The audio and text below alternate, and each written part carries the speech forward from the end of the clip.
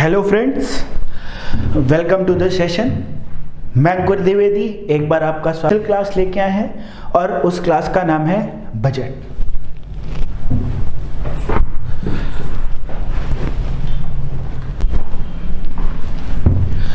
बच्चों, आज की क्लास आपकी बहुत स्पेशल होने वाली है बजट से रिलेटेड, क्योंकि आज आपने देखा था कोविड के बाद आज लगभग 6 मंथ के बाद हम लोग की आज पार्लियामेंट का सेशन लगा हुआ है।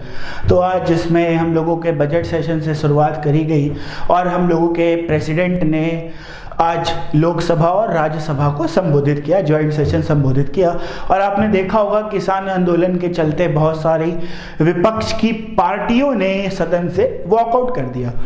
बच्चों, अब उन्होंने वॉकआउट क्यों कर दिया, ये उनके राजनीतिक कारण है, पर बच्चों हमें उससे लेना देना नहीं है। हमें ये चीज़ देखनी है कि ये बजट किस तरीके से वर्क करता है, किस तरीके से पब्लिश किया जाता है। आइए थोड़ी हम लोग इसकी क्रोनोलॉजी समझते हैं और उम्मीद करते हैं आपको हम समझा पाएंगे, देख पाएंगे। देखते हैं सबसे पहले बच्चों बजट होता क्या है।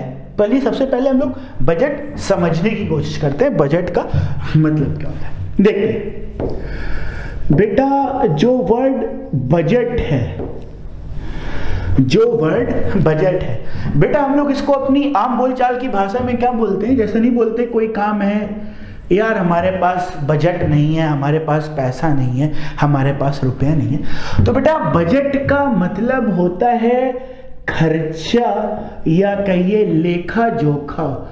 बजट का मतलब होता है खर्चा या लेखा जोखा किसका, आप जो काम कर रहे हैं उसका। पर यहां पे बजट से मतलब है किसका, गवर्नमेंट का खर्चा, गवर्नमेंट की इनकम। बेटा इस प्रोसेस को पूरे को हम लोग क्या बोलते हैं, बजट बोलते हैं। इसको हम लोग क्या बोलते हैं, बजट बोलते हैं। अब बेटा ये जो वर्ड बजट है, बेटा ये जो वर्ड बजट है ये आया है फ्रेंच लैंग्वेज। कौन सी लैंग्वेज, फ्रेंच लैंग्वेज। और उसमें इसको बोला गया है बजट, बजट। बेटा फ्रेंच लैंग्वेज में एक बोला गया है बजट। और बेटा बजट का मतलब होता है लेदर बैग। बजट का मतलब क्या होता है, लेदर बैग।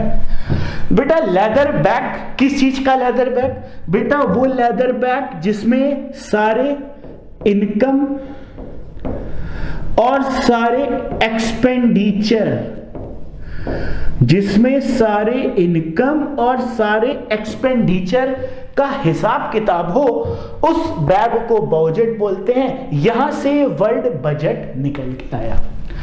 तो बेटा from a time being, history से ईस्ट इंडिया कंपनी या उसके पहले से चले जाएं, हम लोग के यहाँ पे गवर्नमेंट कह लीजिए या गवर्नर कह लीजिए या काउंसिल कह लीजिए, टाइम टाइम पे अपने अपने बजट को पब्लिश करते रहते हैं। बजट किस लिए पब्लिश करते रहते हैं, ताकि जनता को, देश को ये बताएं कि इस साल देश ने कितनी इनकम करी है, इस साल देश ने कितना एक्सपेंडिचर किया है, इसका पूरा लेखा जोखा आपको समझाएंगे। This is called as budget. ठीक, आगे समझते हैं ये बजट क्यों पब्लिश किया जाता है। Why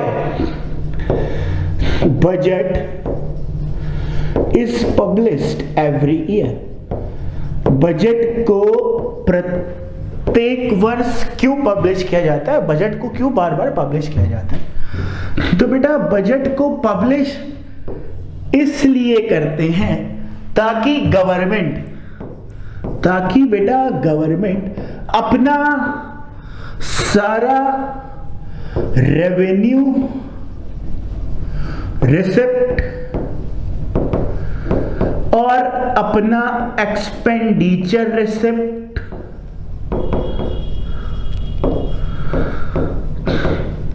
revenue receipt, expenditure receipt, last year की इनकम, एक्सपेंडिचर,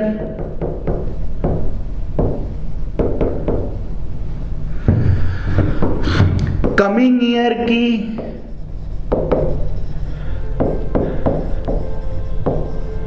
इनकम, एक्सपेंडिचर और मेथड ऑफ इनकम ये जनता के सामने रख सके और जनता को बता सके कि हम एक साल में इतना खर्चा करेंगे, हमने पिछले साल इतना कमाया, हम अपने इतने साल इतना कमाएंगे, हम लोग का एक साल में इतना खर्च करने का टारगेट है। तो ये सारों का जो हिसाब किताब होता है, लेखा जोखा होता है, इसको हम लोग बजट बोलते हैं। इसको हम लोग बच्चे क्या बोलते हैं? बजट बोलते हैं। अब अमूमन बात आती है कि सर बजट क्यों पब्लिश किया जाता है? अगर बजट ना पब्लिश करें तो क्या होगा, अगर पब्लिश कर दें तो क्या होगा? बच्चों आप लोग एक चीज समझ लीजिए, बेटा जो बजट होता है, ये बजट होता है, ये next financial year, budget next financial year के लिए पब्लिश किया जाता है। बजट नेक्स्ट फाइनेंशियल ईयर के लिए पब्लिश किया जाता है। जैसे नेक्स्ट फाइनेंशियल ईयर का मतलब कैसे? बच्चों समझते हैं एक एग्जांपल। बेटा आज की डेट है 28 जनवरी 2021। ठीक, बच्चे हम लोगों का फाइनेंशियल ईयर कब स्टार्ट होता है? बच्चों हम लोगों का फाइनेंशियल ईयर स्टार्ट होता है 1 अप्रैल टू 31 मार्च। बेटा हम लोग का फाइनेंशियल ईयर कब से होता है? 1 अप्रैल से 31 मार्च। बेटा जो करंट 2021 चल रहा है इसको हम लोग बोलेंगे फाइनेंशियल ईयर 2021। इसको हम लोग बच्चे क्या बोलेंगे? जो करंट ईयर चल रहा है इसको बोलेंगे फाइनेंशियल ईयर 2021। आज आपने देखा होगा आज पार्लियामेंट का बजट सेशन स्टार्ट हुआ। आज पार्लियामेंट का आपने देखा होगा क्या स्टार्ट हुआ? बजट सेशन स्टार्ट हुआ। अब इस बजट सेशन में क्या किया जाएगा, मतलब इस बजट सेशन का कंक्लूजन क्या होगा? बेटा इस बजट सेशन में जो कमिंग नेक्स्ट फाइनेंशियल ईयर है जो कि 1 अप्रैल 2021 से 31 मार्च 2022 तक चलेगा, इस टाइम में गवर्नमेंट कैसे खर्चा करेगी, कैसे इनकम लाएगी, लास्ट ईयर में उसने क्या टारगेट्स बनाए, क्या स्ट्रेटजीज बनाए, इसको लेके फोकस अभी करेगी। तो मतलब जो बजट होता है बेटा वो एक फाइनेंशियल ईयर के लिए आता है और जिस ईयर में जिस मंथ में बजट आता है उसका टारगेट होता है next budget next financial year से उम्मीद करना और नेक्स्ट फाइनेंशियल ईयर की स्ट्रेटजीज बनाना और सारी चीजें आपको लेके आना। क्लियर हो गया? तो बजट की जो बेटा ड्यूरेशन होती है, किसकी ड्यूरेशन होती है? बेटा जो बजट की ड्यूरेशन होती है वो होती है 1 फाइनेंशियल ईयर। बजट की ड्यूरेशन कितनी होती है? 1 फाइनेंशियल ईयर। तो बेटा जो बजट निर्मला सीतारमण जो कि हम लोगों की फाइनेंस मिनिस्टर हैं, जिन्होंने फेब 2020 में पब्लिश किया होगा, उसकी वैलिडिटी 1 अप्रैल 20 से 31 मार्च 2021 तक होगी। और बेटा आज की डेट है 28 जैन 2020। तो बेटा जो इस समय गवर्नमेंट अपने खर्चे कर रही है, एक्सपेंडिचर कर रही है, उसके लिए गवर्नमेंट ने बजट ऑलरेडी फेब 2020 में पास कर दिया। पर जो आज 2021 में जो पार्लियामेंट का सेशन लगा है बेटा, इसमें गवर्नमेंट ने जो आज बजट सेशन स्टार्ट किया है, इसका टारगेट होगा 1 अप्रैल 21 से नेक्स्ट 31 मार्च 2022 का। तो बेटा बजट हमेशा नेक्स्ट ईयर के लिए आता है। करंट ईयर में जो बजट होता है वो अगले फाइनेंशियल ईयर से आना होता है। ठीक, आगे देखते हैं बेटा बजट में क्या ऐसा किया जाता है। तो बेटा देखिए, बजट के अंदर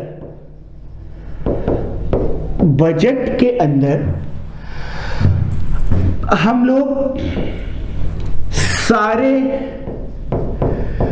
गवर्नमेंट के सारे खर्चे निकालते हैं। बजट के अंदर हम लोग सारे गवर्नमेंट के खर्चे निकालते हैं और गवर्नमेंट अपने सारे खर्चे निकालता है कंसोलिडेटेड फंड ऑफ इंडिया से। कहां से निकालता है? कंसोलिडेटेड फंड ऑफ इंडिया से। बेटा तो इसी कंसोलिडेटेड फंड ऑफ इंडिया से पैसे निकालने के लिए बजट पास किया जाता है। इससे पैसे निकालने के लिए क्या करते हैं हम लोग? बजट को पास करते हैं। तो बजट इसलिए बनाया जाता है, इसलिए देखा जाता है। अब देखते हैं बजट की क्या हिस्ट्री रही है हमारे इंडिया के अंदर, समझते हैं। देखिए बेटा, हम लोग के इंडिया में सबसे पहला बजट 1790 में ईस्ट इंडिया कंपनी में पब्लिश किया था। अपनी ईस्ट इंडिया कंपनी के हिसाब किताब के लिए उसको क्या काम करना है, किस तरीके से करना है। हम लोग के इंडिया में सेकंड बजट 18 फेब 1860 को किया गया था। किसके द्वारा किया गया था? जेम्स विल्सन द्वारा किया गया था। जेम्स विल्सन कौन थे? ये फाइनेंस मेंबर थे इंडियन काउंसिल के। उस समय ब्रिटिशर्स के अंडर में सारे लोग थे, तो जेम्स विल्सन ने पब्लिश किया था। थर्ड बेटा, इंडिपेंडेंट इंडिया के फर्स्ट फाइनेंस मिनिस्टर थे आरके सन्मुखम चेट्टी, जिन्होंने 47-48 में पहली बार बजट पब्लिश किया था। तो बेटा ये चीज आपको नोट करनी है कि इंडिपेंडेंट इंडिया के पहले बजट किसने पेश किया था? तो आरके सन्मुखम चेट्टी ने पेश किया था। उसके बाद next second budget United India. बेटा यूनाइटेड इंडिया का मतलब अभी 47 में बहुत सारे स्टेट्स अभी इंडिया का पार्ट नहीं थे। यूनाइटेड इंडिया का मतलब बाकी सारे स्टेट्स इंडिया से जोड़ लिए गए। तो फर्स्ट यूनाइटेड इंडिया का बजट किसने पेश किया था? बेटा जॉन मथाई ने पेश किया था। कब किया था? 49 और 50 में। क्लियर? और बेटा मोरारजी देसाई इंडिया के सबसे ज्यादा बार बजट पब्लिश करने वाले पहले मेंबर हैं। इन्होंने 10 टाइम्स बजट को पब्लिश किया है। इन्होंने कितनी बार बजट को अभी तक पब्लिश किया है? 10 टाइम्स बजट को अभी तक पब्लिश किया है। तो ये थी बेटा बजट से रिलेटेड कुछ इंटरेस्टिंग और एमसीक्यूज वाली बातें। अब आइए हम लोग बजट को एक फ्रेमवर्क के तहत पढ़ने की कोशिश करते हैं। देखते हैं पार्ट 5। हाँ बेटा, हम लोग के कॉन्स्टिट्यूशन में बेटा बजट पार्ट 5 और आर्टिकल 112 के अंदर आता है। बेटा आर्टिकल 112 के अंदर एक्चुअल में ना बच्चे बजट वर्ड कहीं मेंशन नहीं है। क्या नहीं मेंशन है? बजट। बेटा आर्टिकल नंबर 112 के अंदर मेंशन है एनुअल फाइनेंशियल स्टेटमेंट। क्या मेंशन है? Annual financial statement. क्लियर हो गया? तो आपको बेटा ये याद रखना है कि जो बजट हमारे कॉन्स्टिट्यूशन के किस पार्ट में आता है? पार्ट 5 में आता है। और किस आर्टिकल में आता है? आर्टिकल नंबर 112 में आता है। नेक्स्ट चलते हैं बेटा, आगे देखते हैं। What is budget? बजट क्या है? The budget can be defined as most comprehensive report of government finance in which revenue and expenditure from all the sources mentioned. बेटा हमने अभी आपको क्या बताया था, बजट गवर्नमेंट का वो लेखा जोखा है जिसमें गवर्नमेंट की सारी आमदनी और सारे खर्चे के लोग लेखे जोखे को समेट के आपके सामने प्रस्तुत कर दिया गया। ठीक, budget is also known as annual financial statement. Budget को वार्षिक वित्तीय विवरण के रूप में जाना जाता है, ये बात सभी लोग जानते हैं। आगे देखते हैं। The government of India has two budget. बेटा भारत सरकार के पास दो प्रकार के बजट होते हैं, एक होता है रेल बजट, एक होता है जनरल बजट। अब ये रेल बजट क्या होता है, जनरल बजट क्या होता है, बेटा इसके लिए एक आपको मैं बात बताता हूं। बेटा प्राचीन समय से 1921 से पहले 1921 से पहले तक बेटा क्या होता था, इंडिया में एक सिंपल बजट हुआ करता था। 1921 में एक कमेटी बनी, एक्वर्थ कमेटी। क्या बनी? Acworth committee. तो बेटा उस एक्वर्थ कमेटी ने फर्स्ट टाइम नॉर्मल बजट से रेल बजट को अलग कर दिया। आप कभी सोचेंगे कि नॉर्मल बजट को रेल बजट से बच्चे क्यों अलग किया गया?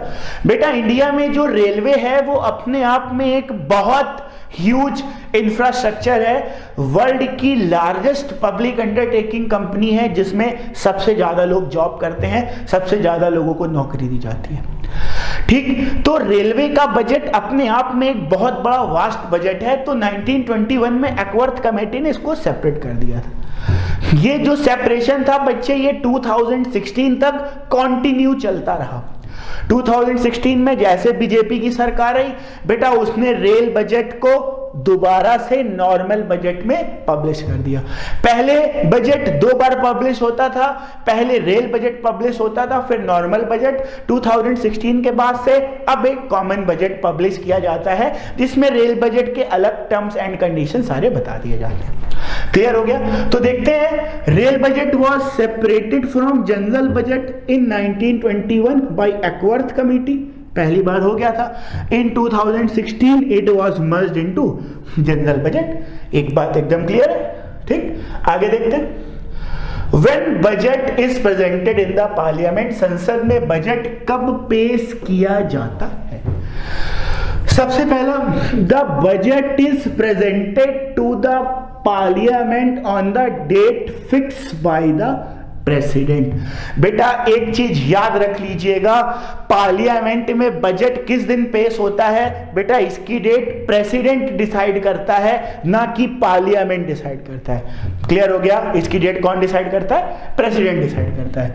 बट एक ट्रेडिशन इतने सालों से फॉलो हो रहा है, तो उसके अकॉर्डिंग अगर चलें तो बेटा rail budget is published by railway minister in third week of February. कब होता है? Third week of February. And general budget is published by finance minister on last working day of फरवरी।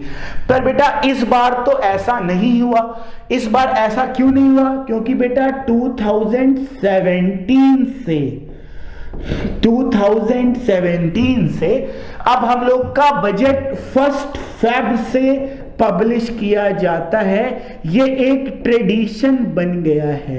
ये क्या बन गया है? ट्रेडिशन। तो बेटा इस बार भी आप 2021 में देखेंगे जो बजट पब्लिश होगा वो भी हम लोगों का 1 फेब को होगा। क्लियर हो गया? 1 फेब को ये सारी चीजें कराई जाएंगी। आगे देखते हैं। During election year it is presented twice. Election year में बेटा इसको 2 बार पब्लिश किया जाता है। 2 बार कैसे पब्लिश किया जाता है? बेटा एक बजट होता है इंटरिम बजट, एक बजट होता है इंटरिम बजट, और एक बजट होता है नॉर्मल बजट। बेटा हम लोग इस सेशन के लास्ट में पढ़ेंगे ये इंटरिम बजट क्या होता है। तो जिस ईयर इलेक्शन होते हैं उस दिन 2 बजट पब्लिश करे जाते हैं, एक होता है इंटरिम बजट, एक होता है नॉर्मल बजट। ठीक, budget is presented by finance minister in the Lok Sabha. इस पर मैं थोड़ा डिस्कशन करना चाहता हूं, थोड़ा आपको मैं बात बताना चाहता हूं। देखिएगा बेटा आप एक चीज जान लीजिए, नोट, ये आपके लिए बहुत इंपॉर्टेंट है, ये आपके लिए बहुत इंपॉर्टेंट है। बेटा पार्लियामेंट का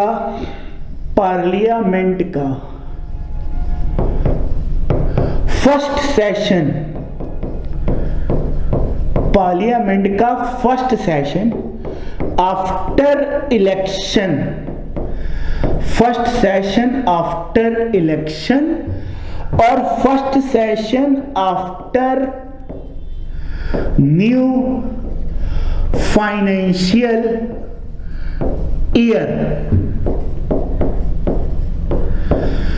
after election and after new financial year is presided by the president, is presided by president। बेटा इसका क्या मतलब हुआ? बेटा संसद का प्रत्येक सत्र जो चुनाव के बाद होता है, जो 5 वर्ष में एक बार चुनाव होता है, तथा हर फाइनेंशियल ईयर का जो न्यू सेशन होता है वो, बेटा उसको प्रेसिडेंट द्वारा प्रिसाइड किया जाता है, उसको प्रेसिडेंट लेता है। फॉर एग्जाम्पल अगर इलेक्शन ईयर है तो बेटा इलेक्शन ईयर अभी 2019 में इलेक्शन हुआ था, तो नेक्स्ट ईयर इलेक्शन होगा 2024 में।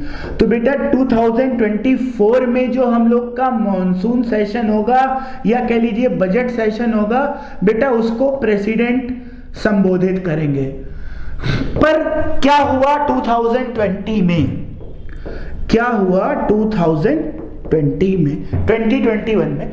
बेटा अभी आपने देखा होगा आज का सेशन प्रेसिडेंट ने स्टार्ट किया। किसने स्टार्ट किया? प्रेसिडेंट ने स्टार्ट किया। बट बेटा नॉर्मली बजट सेशन में कभी प्रेसिडेंट नहीं बोलते हैं, बजट सेशन में प्रेसिडेंट नहीं बोलते हैं, प्रेसिडेंट हमेशा मॉनसून सेशन में बोलते हैं। प्रेसिडेंट हमेशा किस में बोलते हैं? मॉनसून सेशन में। कैसे? जरा देखते हैं। बेटा एवरी ईयर 3 सेशन होते हैं पार्लियामेंट में। फर्स्ट JO याद रखिएगा, जनवरी, जून, अक्टूबर।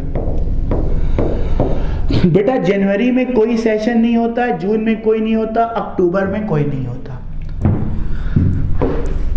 Feb टू मई बोला जाता है बजट सेशन। जुलाई टू सितंबर, जुलाई टू सितंबर बोला जाता है हम लोगों का मॉनसून सेशन। एंड नवंबर दिसंबर को बोला जाता है winter session.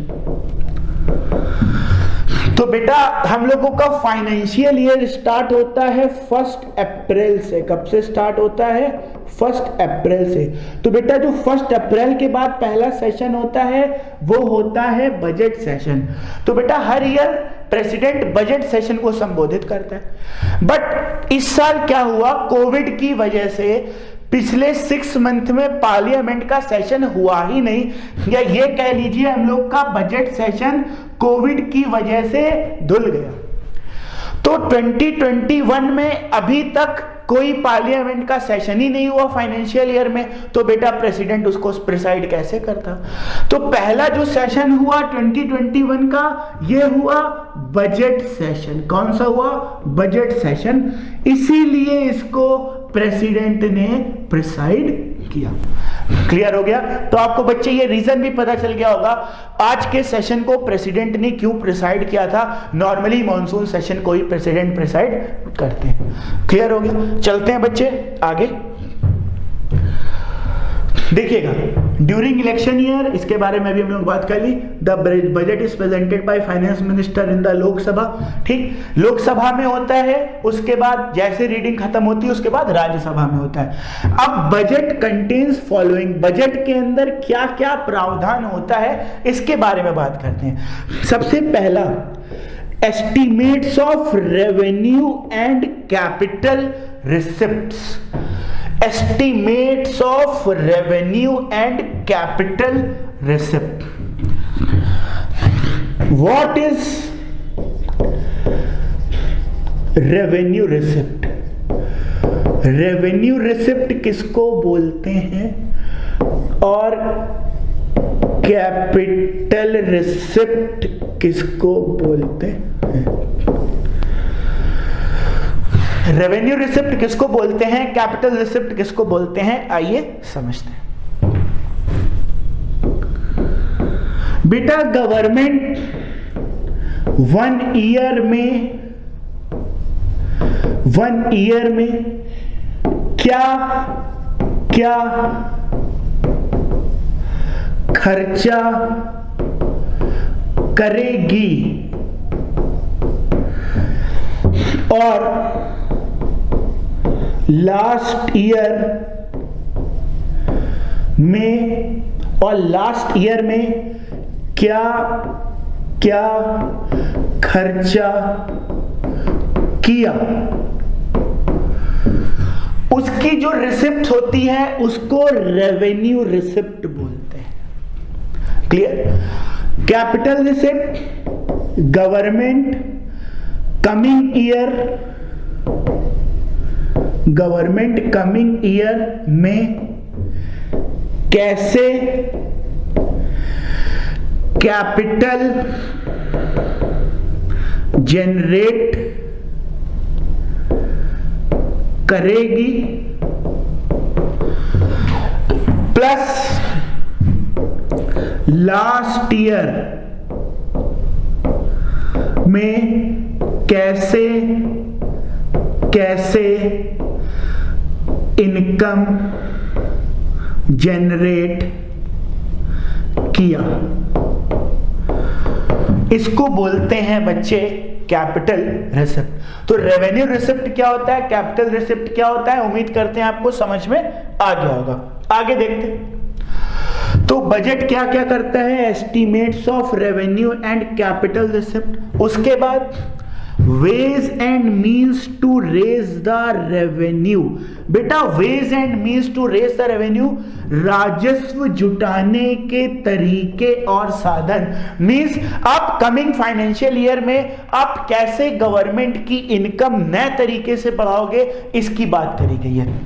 Estimate of expenditure, खर्च क्या अनुमान है, मतलब अब आप कमिंग ईयर में किस प्रकार से खर्चा करोगे, कितने रुपए खर्चा करोगे, इसकी बात इसमें करी गई है. आगे देखते हैं. Details of actual receipt and expenditure of closing financial year and the reason any deficit and surplus in that year. समापन वित्तीय वर्ष के वास्तविक प्राप्तियों और व्यय का विवरण और वर्ष में किसी भी कमी या अधिशेष का कारण. यहां पे बेटा एक नया वर्ड निकल के आया, डेफिसिट, और यहां पे एक वर्ड निकल के आया, सरप्लस. इसको बोलते हैं physical deficit and physical surplus. Physical deficit क्या होता है, फिजिकल सरप्लस क्या होता है, आइए समझने की कोशिश करते हैं. What do you understand by the word physical deficit?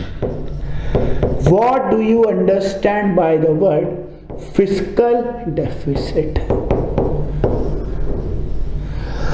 बेटा फिजिकल डेफिसिट को ऐसा समझिए और फिस्कल सरप्लस को ऐसा समझिए.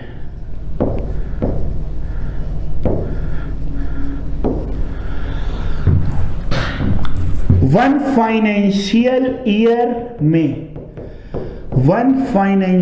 ईयर में गवर्नमेंट के इनकम माइनस एक्सपेंडिचर, एक फाइनेंशियल ईयर में गवर्नमेंट के इनकम माइनस एक्सपेंडिचर, यानी सरकार के आमदनी और खर्चे को लेस करके अगर फिगर पॉजिटिव है तो बेटा बजट कहलाता है फिस्कल सरप्लस. अगर निगेटिव है तो कहलाता है फिस्कल डेफिसिट। मैं फिर से रिपीट करता हूं, अगर एक फाइनेंशियल ईयर में गवर्नमेंट की अर्निंग कम है, उसके एक्सपेंडिचर ज्यादा है, तो बेटा वो कंडीशन कहलाती है फिस्कल डेफिसिट। अगर गवर्नमेंट की इनकम ज्यादा है, एक्सपेंडिचर कम है, तो वो स्टेज कहलाती है फिस्कल सरप्लस। क्लियर हो गया सभी को? बेटा फिस्कल डेफिसिट के बारे में एक FRBM एक्ट 2003 में आया था, जिससे गवर्नमेंट को फिस्कल डेफिसिट को कैसे कम करना है, उसकी क्या कंडीशन है, इसके बारे में बताया गया था। FRBM एक्ट के ऊपर हम लोग एक अलग से स्पेशल क्लास लेके आएंगे, तो उसमें डिस्कस करेंगे। तो फिस्कल डेफिसिट और फिस्कल सरप्लस आपको समझ में आया होगा। बेटा किसी भी कंट्री के लिए फिस्कल डेफिसिट बहुत खतरनाक होता है, और किसी भी कंट्री के लिए फिस्कल सरप्लस अच्छा भी होता है, खराब भी होता है। फिस्कल डेफिसिट इसलिए खराब होता है कि गवर्नमेंट के पास इनकम के सोर्स नहीं है, पर गवर्नमेंट के पास एक्सपेंडिचर ज्यादा है, गवर्नमेंट के पास बैलेंस कम बचा हुआ है या माइनस में है।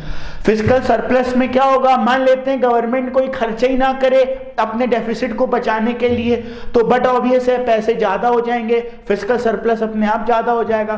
तो गवर्नमेंट कि इस स्ट्रेटजी से बढ़ेगा तो फिस्कल सरप्लस, पर इस कंडीशन में फिस्कल सरप्लस देश के लिए बेकार होगा। पर अगर दूसरा केस लेते हैं, दूसरे केस में अगर फिस्कल सरप्लस पॉजिटिव है, यानी गवर्नमेंट ने इनकम खूब बढ़ा दी, अब उसके पास खर्च करने के लिए कुछ नहीं है, मतलब अब कहां खर्च करें उसको समझ नहीं आ रहा, सब तो ऐसा हमने कर डाला। ये कंडीशन तो आपको भी पता है कभी नहीं आनी है, इतना अच्छा तो हमको नहीं लगता वर्ल्ड का कोई भी देश है। हाँ, ऐसी कंडीशन में फिस्कल सरप्लस होता है, तब वो तालियों का पात्र होगा, तब वो क्लैपिंग का पात्र होगा। तो फिस्कल डेफिसिट और फिस्कल सरप्लस का मतलब आपको समझ में आ गया। आगे चलते हैं। Economic and financial policy of the coming year, that is taxation proposal, prospect of revenue spending programme, introduction of new scheme etcetera. मतलब हम लोग बजट के अंदर इस साल क्या टैक्स रखेंगे, क्या स्कीम रखेंगे, क्या क्या गवर्नमेंट की स्ट्रेटजीज होगा, प्रपोजल होगा, इसके बारे में भी जिक्र करते हैं।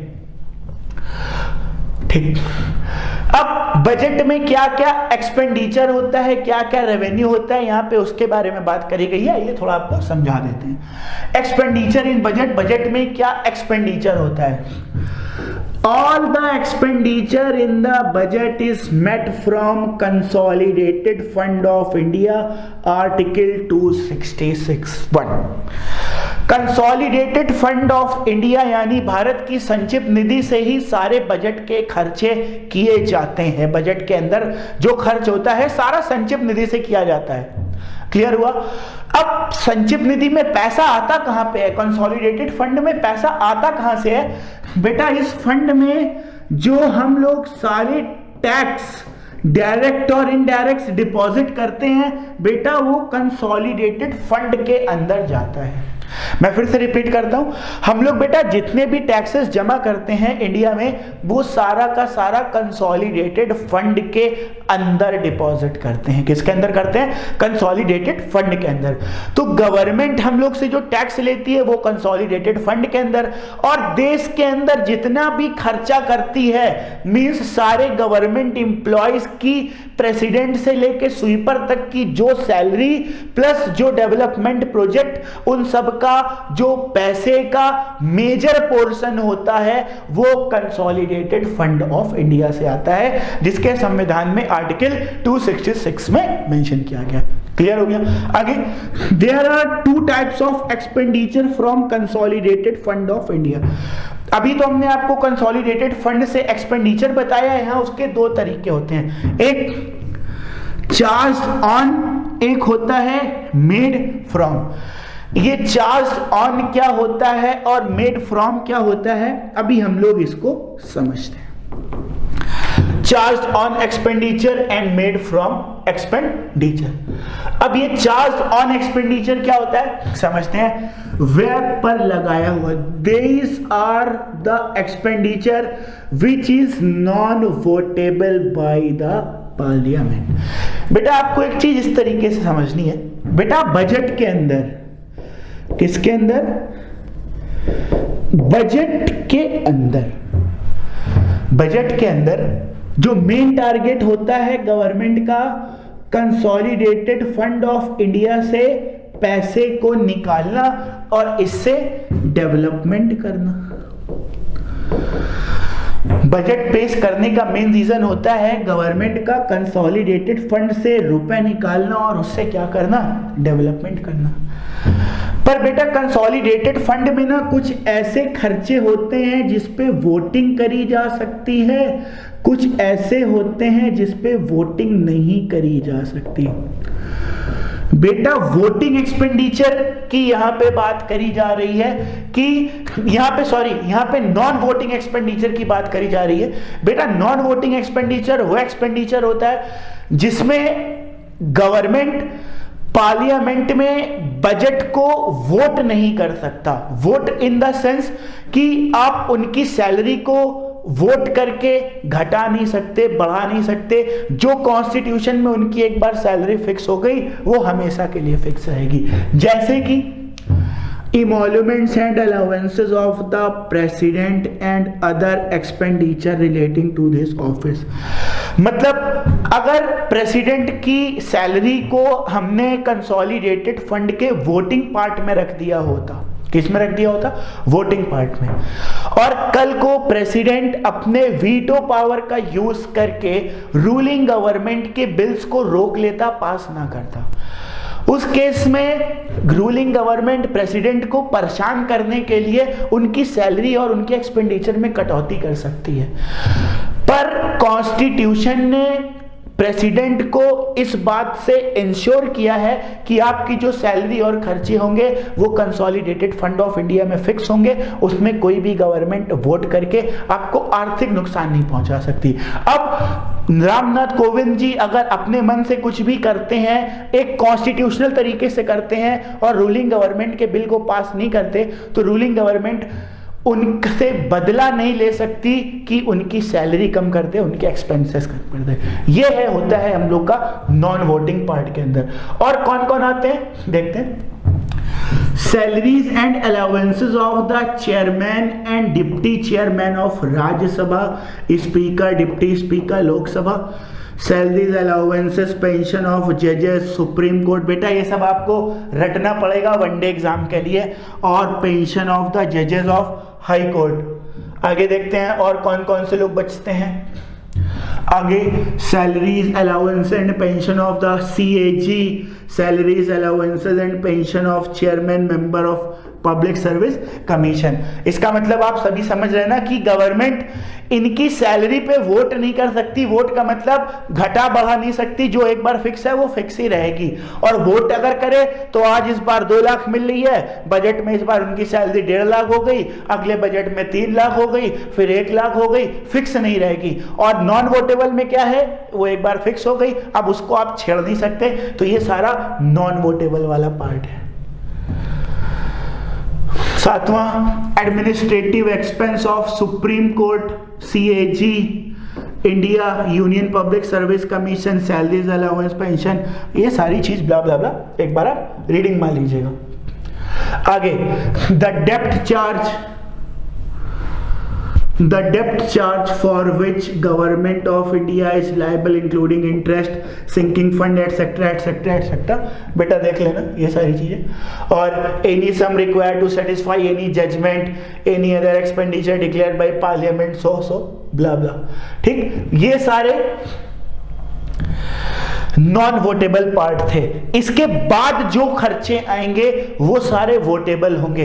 वोटेबल का मतलब इन खर्चों के अलावा अगर गवर्नमेंट को कंसोलिडेटेड फंड से किसी की सैलरी, किसी की तनख्वाह देनी है तो उसके लिए वोटिंग यानी एक मतभेद, एक मत बना के पास करना पड़ेगा। और जब तक वो पास नहीं होगा उनकी सैलरी या पेंशन या ये चीजें अप्रूव नहीं होगी। अब एक बजट को पेश करने की कितनी स्टेजेस होती हैं, अब आइए हम लोग उसकी स्टेजेस की बात करते हैं। स्टेजेस ऑफ बजट, बजट के चरण। सबसे पहला प्रेजेंटेशन ऑफ बजट। सबसे पहले बेटा हम लोग का फाइनेंस मिनिस्टर क्या होता है, बजट को सबके सामने पब्लिश करता है। पढ़ता है, जैसे बजट लिया और उसको उठा के पढ़ना स्टार्ट कर दिया। सेकेंड स्टेज में बजट क्या होता है बेटा? General discussion. जनरल डिस्कशन का मतलब क्या होगा? बजट को डिस्कस किया जाएगा, अब क्या है, अब क्या है, अब क्या है, इसके बारे में बात होगी। तीसरी stage scrutiny by departmental committee. अब उस बजट के अंदर कमेटीज बैठेंगी थर्ड स्टेज में, वो स्क्रूटनाइज करेंगे। स्क्रूटनाइज का मतलब ये जो आपने लेखा जोखा बनाया है, क्या ये प्रैक्टिकली पॉसिबल है? जिसमें आपने खर्चे की बात करी है, जो इनकम की बात करी है, जो रेवेन्यू की बात करी है, क्या वो सही है? क्या ये हो पाएगा, क्या वो नहीं हो पाएगा?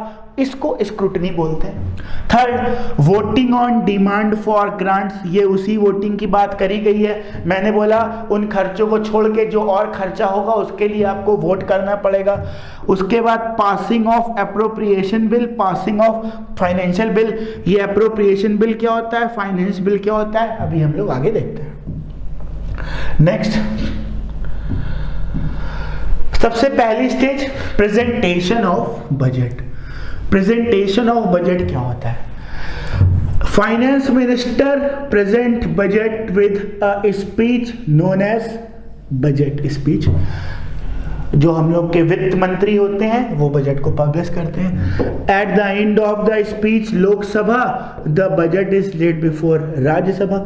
लोकसभा में खत्म होने के बाद बजट कहाँ पे आता है? राज्यसभा में जाता है। एक चीज आपको और बता दें बेटा, अभी से जब से हमारा भारत एक कल्चरल देश बोला जाता है, हम लोग किसी शुभ काम से पहले नहीं मुंह मीठा करते हैं। तो बेटा इसी प्रकार से हम लोग के पार्लियामेंट में ना जब कभी बजट पब्लिश किया जाता है उसके पहले हलवा बांटा जाता है। इस सेरेमनी को बोलते हैं हलवा सेरेमनी।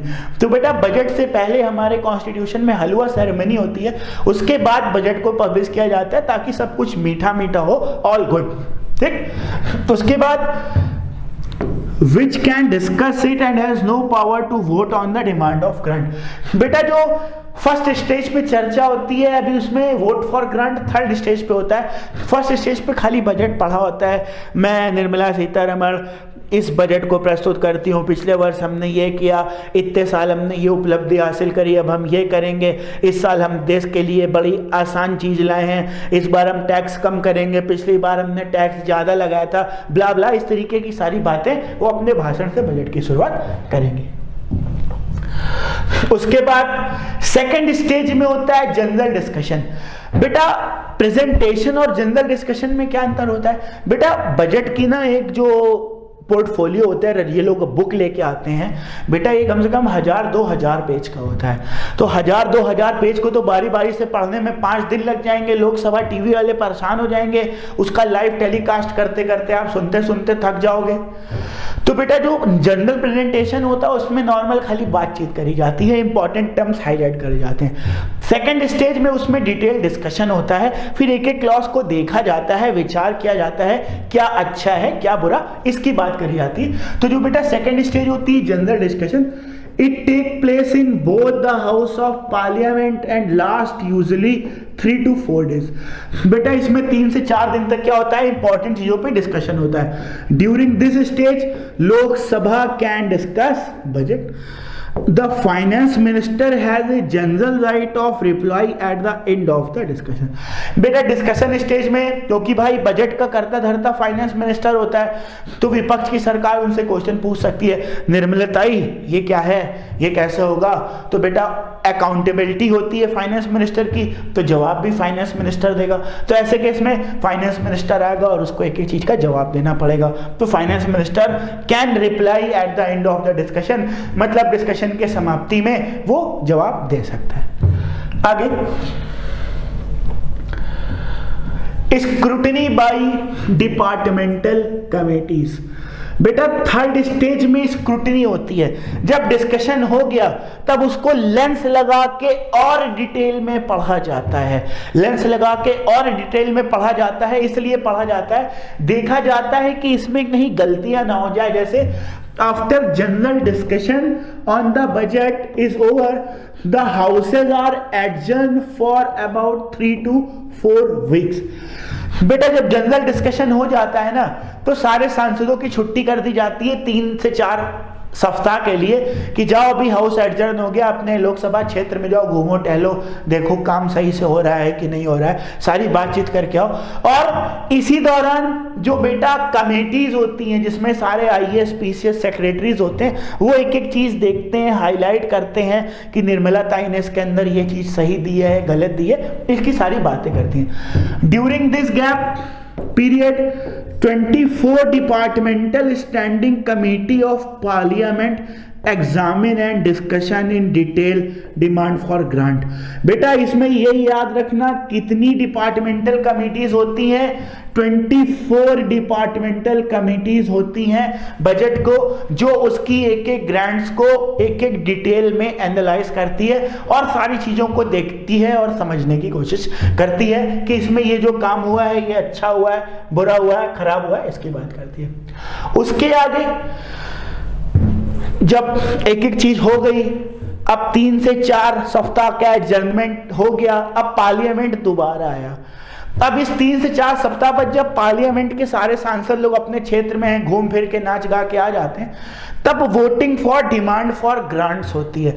बेटा ये डिमांड फॉर ग्रांट्स का मतलब हिंदी में समझ लो मांगे, कि हमें ये खर्चा करना है, ये खर्चा करना है, ये खर्चा करना है। सारे जितने भी ना बेटा देश के अंदर मंत्रिमंडल होते हैं, सबके अपने अपने खर्चे होते हैं। होता क्या है ना, जब बजट आपके सामने पब्लिश होता है तो बेटा जो लास्ट ईयर होता है ना, उसके जून जुलाई अगस्त के बाद एक व्हाइट पेपर सभी मंत्रालय को भेज दिया जाता है कि आप नेक्स्ट ईयर में क्या करना चाहते हैं, उसके लिए आपको कितना खर्चा चाहिए होगा। तो इसको लेके एक व्हाइट पेपर बनाया जाता है और इस व्हाइट पेपर में सारे मंत्रालय अपनी डिमांड्स को लिखते हैं कि हमें यार ट्रेन चलाने के लिए 1000 करोड़ चाहिए, आयुष वाले बोलते हैं हमें इंजेक्शन लगाने के लिए 1 लाख करोड़ चाहिए। तो वो सब उस व्हाइट पेपर में लिख के निर्मला ताई के पास रख देते हैं। अब निर्मला ताई के पास आता है, क्योंकि बीच में डिपार्टमेंटल कमेटी देख लेती है, अच्छा 1 लाख करोड़ रुपए चाहिए सुई लगाने के लिए, लगा पाओगे? लगा लेंगे, चलो ठीक है 1 लाख करोड़ पास कर देते हैं। ट्रेन 1000 करोड़, बस 1000 करोड़ की ट्रेन चलेगी, बाकी मोदी जी की बुलेट ट्रेन नहीं चलेगी, चलेगी और बढ़ाओ 10,000 करोड़। तो डिपार्टमेंटल कमिटीज जब एनालाइज करती है तो उसको घटा और बढ़ा सकती है। जब उसमें फाइनल अप्रूवल होगा उस पे वोटिंग होगी। बेटा डिमांड, जब तक डिमांड पे वोट नहीं होगी तब तक उसका खर्चा कंसोलिडेटेड फंड ऑफ इंडिया से नहीं निकल के आएगा। मैं फिर से बोलता हूं, जब तक डिमांड पे वोट नहीं होगी तब तक कंसोलिडेटेड फंड से खर्चा निकल के नहीं आएगा। किसके लिए? बजट के लिए। तब तक उन मंत्रालयों को पैसा नहीं दिया जाएगा। ठीक, तो डिमांड फॉर ग्रांट किस लिए होती है? मनी रिलीज करने के लिए। किसके लिए होती है? मनी रिलीज करने के लिए। ठीक, अब यहां पे एक एक ग्रांट पे वोट करा जाता है। और एक चीज जान लीजिए बेटा, इस पे जो प्रिविलेज होता है ये लोकसभा को होता है। यहां पे नोट करके आप लिख लेना, पार्लियामेंट में जो वोटिंग का प्रिविलेज होता है बेटा वो केवल लोकसभा में होता है। राज्यसभा इस पे केवल डिस्कस कर सकती है, कोई एक्शन नहीं ले सकती। बताने का मतलब, खर्चा देना है कि नहीं देना इसका डिसीजन लोकसभा लेगी, राज्यसभा नहीं लेगी। तो एक चीज आप हमेशा जान लो, रूलिंग गवर्नमेंट हमेशा लोकसभा में होती है और लोकसभा में तब है मतलब उसके पास मेजॉरिटी है। तो डिमांड फॉर ग्रांट को सिंपल मेजॉरिटी से पास किया जाता है तो सारी ग्रांट्स अपने आप पूरी होती चली जाती हैं। सिर्फ ये एक फॉर्मेलिटी का प्रोसीजर है। राज्यसभा के पास कोई वोटिंग का पावर नहीं होता।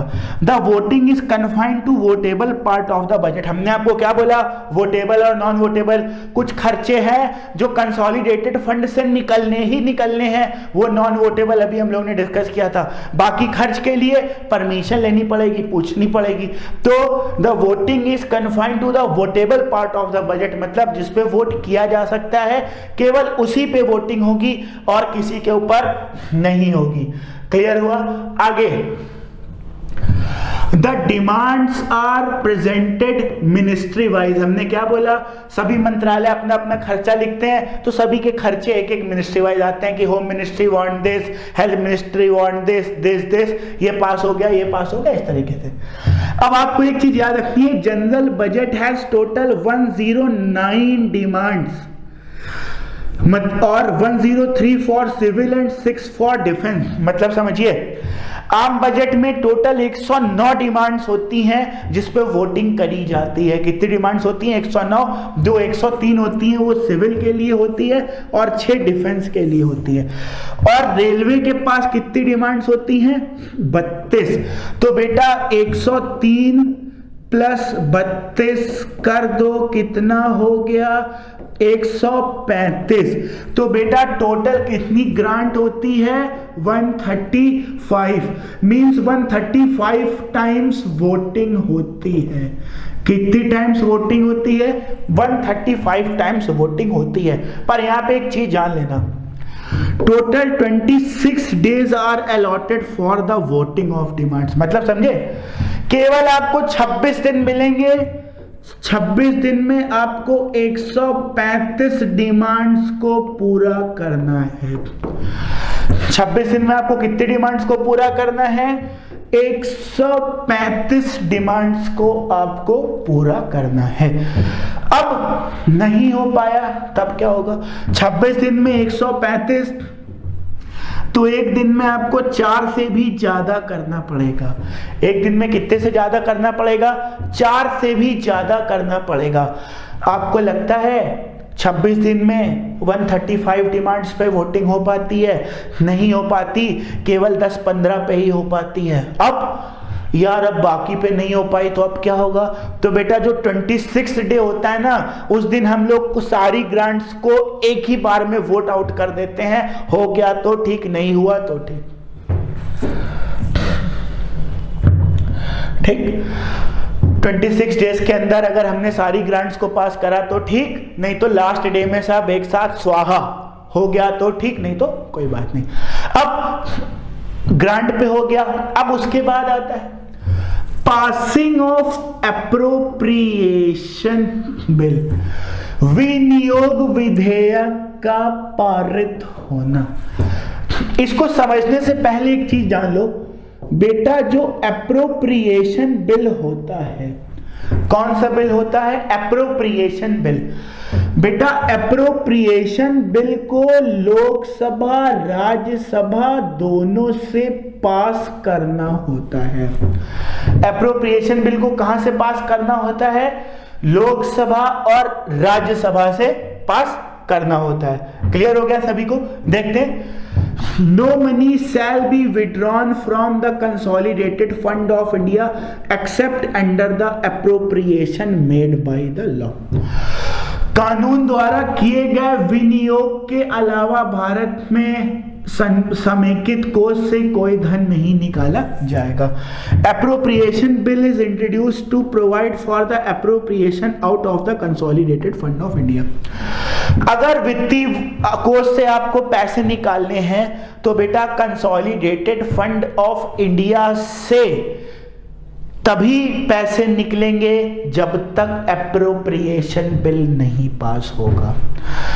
मतलब समझे, सबसे पहले बजट आया, डिस्कशन हुआ, स्क्रूटिनी हुई, उनकी डिमांड्स पे टिक लगा। अभी टिक लगा है, पैसा नहीं निकला, पैसा निकलेगा उसके लिए एप्रोप्रिएशन बिल पास कराना पड़ेगा। ठीक, अब आगे देखते हैं एप्रोप्रिएशन बिल के बाद अब क्या होगा। आगे The appropriation bill becomes appropriation act after presented to the president। This act authorizes the payment from the consolidated fund of India। It is a money bill। यह एक प्रकार का क्या है? Money bill. आगे passing of finance bill. Finance bill क्या होता है? The finance bill is introduced to give effect to the financial proposal of the government of India for the following year। अब बेटा ये फाइनेंशियल प्रपोजल क्या होता है? What do you understand by the word financial proposal? बेटा financial proposal का मतलब government अपने टैक्सेस को कैसे रखेगी, क्या एक्सपेंडिचर करेगी, क्या इनकम करेगी, इनकी जो सारा लेखा जोखा होता है इसको हम लोग फाइनेंस बिल के अंदर रखते हैं। Unlike the appropriation bill, the amendment seeking to reject और reduce a tax can be moved in the finance bill. मतलब हमें टैक्स बढ़ाना है, घटाना है, इसकी सारी बात हम लोग इसके अंदर ला सकते हैं, देख सकते हैं। According to finance bill, it must be passed by the parliament, assented by the president within 75 days। मतलब 75 दिन के अंदर, 75 डेज के अंदर हम लोग का ये बिल पास हो जाना चाहिए।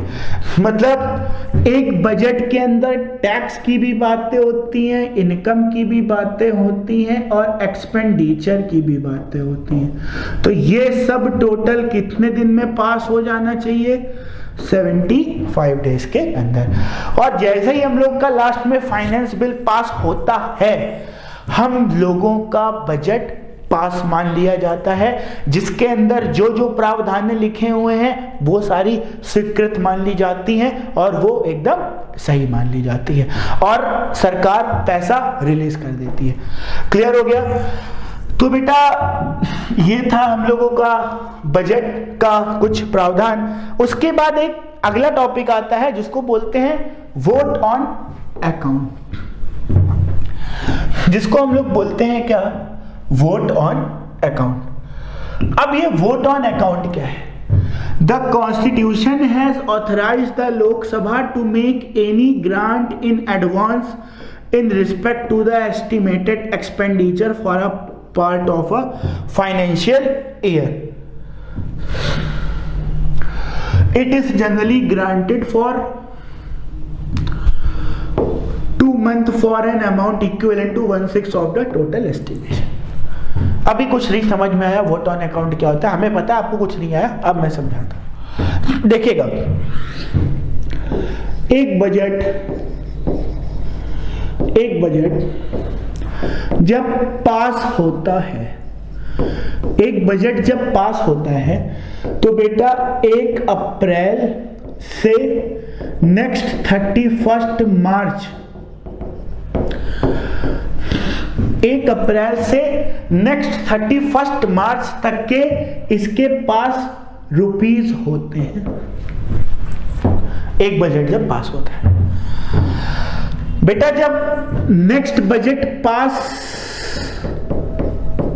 करना है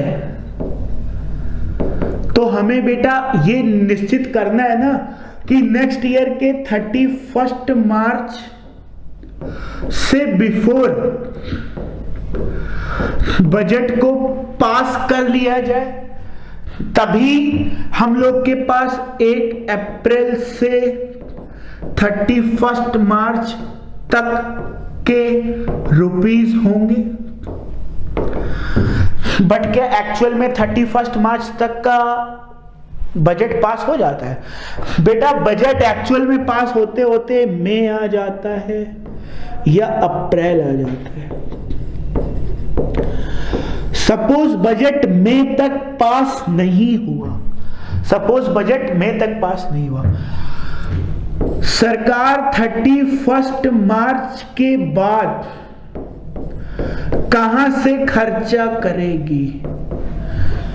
क्योंकि अभी तो बजट पास ही नहीं हुआ है। ऐसे केस में गवर्नमेंट पास करती है वोट ऑन अकाउंट। क्या पास करती है? Vote on account. Vote on account क्या है बेटा? वोट ऑन अकाउंट एक मनी बिल है। वोट ऑन अकाउंट क्या है बच्चे? एक मनी बिल है। मनी बिल का मतलब क्या होगा? ये केवल लोकसभा में आएगा, राज्यसभा में कुछ नहीं जाएगा, ठीक। और वोट ऑन अकाउंट से क्या होगा? गवर्नमेंट अपने टोटल खर्चे का 1/6 पहले निकाल सकती है 2 महीने के लिए। तो बेटा बजट अगर मई में पास होता है तो 2 महीने यानी अप्रैल और मई की सरकार के पास पैसे आ जाएंगे वोट ऑन अकाउंट पास करके, टोटल का 1/6। तो भैया 1/6 है ना, तो बहुत है, सफिशिएंट है 1/6, यानी एक साल में अगर हमें जितना खर्च करना है तो 2 महीने में 1/6 एकदम सही। तो टोटल 1/6 हम उसको विड्रॉ कर सकते हैं। तो जो बचे हुए समय है उसमें सरकार के पास पैसा होगा अपना खर्चे चलाने के लिए। नहीं तो सरकारी एम्प्लॉयज और इन सब की तो बेटा सैलरी रुक जाएगी ना, सैलरी रुक जाएगी तो फिर नौकरी कहाँ से करेंगे, नौकरी नहीं करेंगे।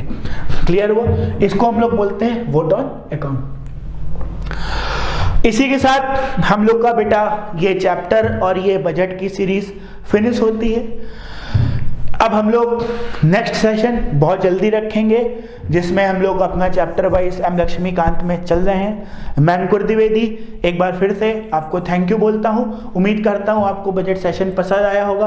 और जो बेटा इस बजट की डिटेल्स हैं, इसकी सारी चीजें हैं, अभी इस साल का बजट जैसे ही पास होगा मतलब अप्रैल मई तक, तो इसकी जो सारी डिटेल्स होंगी तब हम लोग इसके साथ डिटेल एक्सप्लेनेशन में लेके आएंगे हाईलाइट्स ऑफ बजट के नाम से। ये बजट के प्री स्टेज है, फिर पोस्ट जो आउटकम होगा इसको हम लोग नेक्स्ट वीडियो में लाएंगे। तब तक वीडियो को देखते रहिए, सब्सक्राइब करते रहिए। मैं अंकुर द्विवेदी एक बार फिर से धन्यवाद। जय हिंद।